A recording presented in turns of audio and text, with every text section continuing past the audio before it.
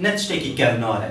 Em dîsa divê kompîtera reş, kompîtera min. 21 Sebatê Roja Zimanê Dayîkê ye. Lê gelo rewşa perwerdehiya bi Kurdî li Tirkiyeyê çawa ye?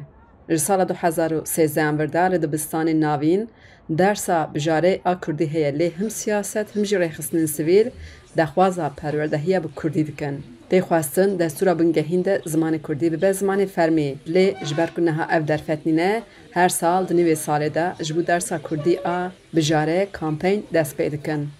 Ez ê gundî me cana derim gund, tu mêze dike zarokê ji bajar hatine yek Kurdî napeyve. Ev giringiyeka mezin e, yani problem ji bo Kurdan.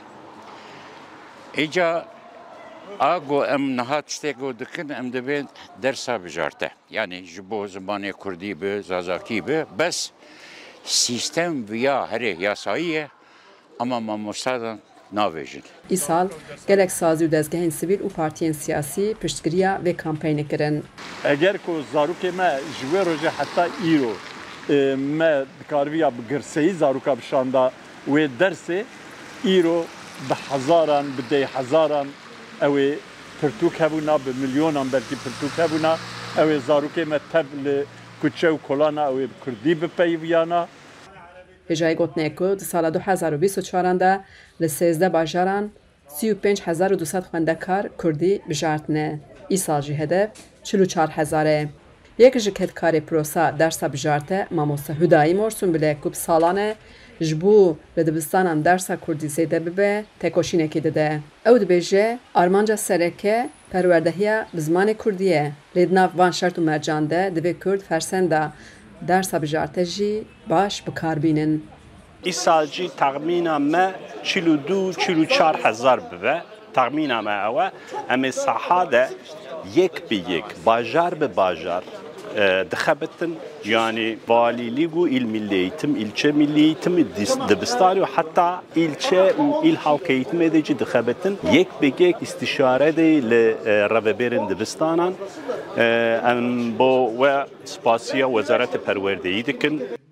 Komela me der ku di sala 2017 da li Amêdê hate damezrandin ji bo her temenî dersa Kurdî didin. Xwendekarên vê polê naxwestin reportaj bidin lê di asta xwendina bilind de Kurdî hîn dibin.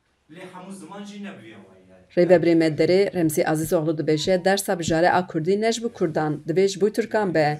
Pêşniyara me Türk birayîn bibin. Türk bira dersê bijare herin Kurdî bêje ez dixwazim Kurdî hîn bibim. Ba Kurd jî birayê min in em bi hevra dijîn ez dixwazim dersê bijare Kurdî hîn bibim. Em ji wan teqez em pêşniyar dikin.